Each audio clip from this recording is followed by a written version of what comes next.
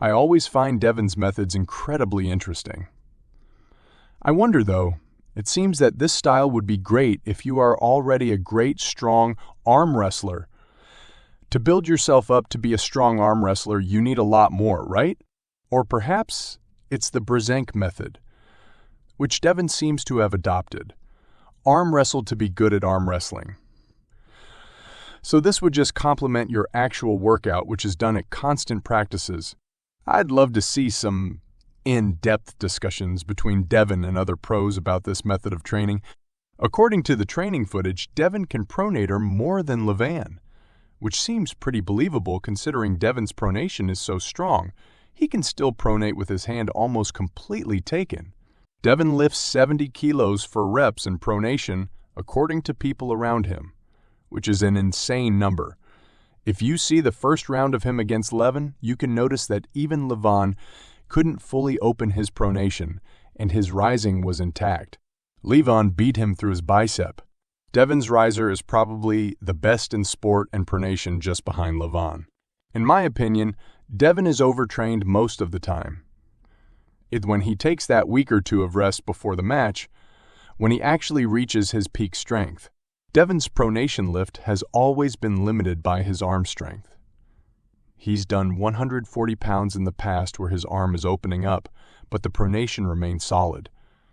Not the case anymore. His arm is absolutely strong, and the Hermes match proved it.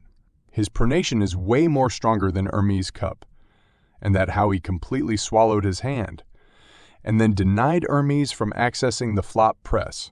Devon's arm has drastically increased, especially his side pressure. Devon's mind connection with his pronator muscle is amazing. He doesn't have to contract it.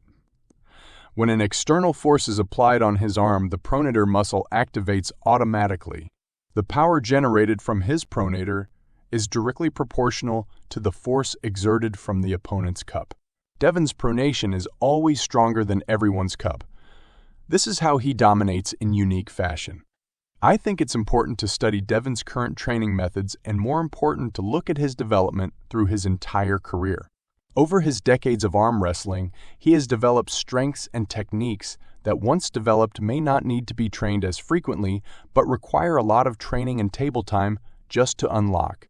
So early on, he may have needed to train cupping and top rolling a ton just to become proficient at them, but now that he's at his current level, he just needs to training rising. I'll go off feel. Okay. And or do you want me to put the timer there and you can see it? It's fine, yeah, put the timer there. There you go. There's minute 25. Pronation with reverse side pressure. Here Devon is hitting his pronation, but not through his thumb or knuckle. It's through the pinky pad. This is a very smart way to target pronation and prevent the opponent from setting a hook. And to be honest, I have never seen anyone forces Devon into a hook. Into a person's fingers and twisting as you go. Some people will wrap high through the knuckle, but I find that this can make the wrist a little bit unstable. I find that this way is safer, and I'd say probably more accurate in terms of what you're actually going to feel. Multi-spinner is the best invention in arm wrestling history. Devon trains with this tool every day. It's so accurate that means it replicates what is going on the table. He trains his cup in combination with pronation. The high wrap is for pronation. The large diameter of the multi-spinner puts the hand in worse leverage and stimulate pronation so effectively. The harder you go on cup, the more pressure you will feel on the pronator too. He does a lot of reps, especially after practice or super matches, as it gives an insane pump no other tool can provide. The weights he lifts, using the multi-spinner, varies accordingly. If it's for endurance and recovery, he would lift light for high reps.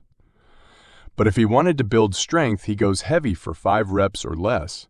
He also does singles with multi-spinner, not only with free weights.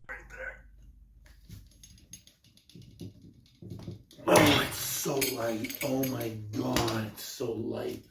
I don't know what my record is right now. Traditional pronation lift.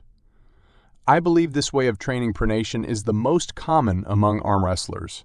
The wrist goes from supinated to pronated position, and he's also doing high reps primarily for endurance. The biceps and brachioradialis are well activated during this exercise. At the end of each rep, he squeezes his thumb in order to increase blood flow and grow it. Resistance bands. Devon is the biggest fan of blood flow. He does hundreds of reps with these bands just to nourish the connective tissue with nutrients and oxygen. Resistance bands have been proven to improve strength, size, and function of muscles for those undergoing rehabilitation. He does tons of reps for pronation, and sometimes he does pronation in combination with rising to maximize gains.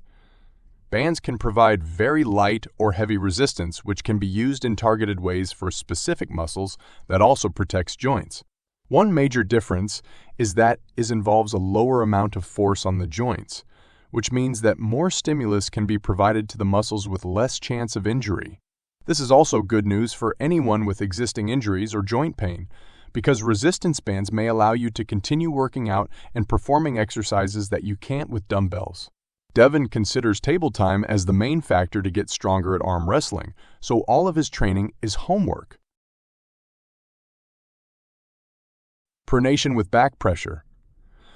These micro reps are important for maintaining the wrist and prevent getting cupped. He makes sure the belt is wrapped around his thumb. This exercise is also common among arm wrestlers. He built a tremendous base long ago, and he had built upon that base with his old training in arm wrestling all the time. He built most of the strength he will ever need. He is only now doing the finishing touches. This works great for him because of all that. This might not be optimal for someone starting out, though, or someone who doesn't have the capability to train every day on top of it. Devon has stopped using 3 sets of 10 5x5 or another more conventional method. Devon has been performing numerous single reps, and he also does them continuously throughout the day. Devon stated that this might occur as frequently as every 20 minutes, and the weight Devon is using will be close to 90% of his 1 rep maximum. Devon basically spends the entire day doing heavy singles while pronating. Although Devon is still performing an enormous volume of work, the fact that he is mostly isometric implies that there will be little muscular tearing.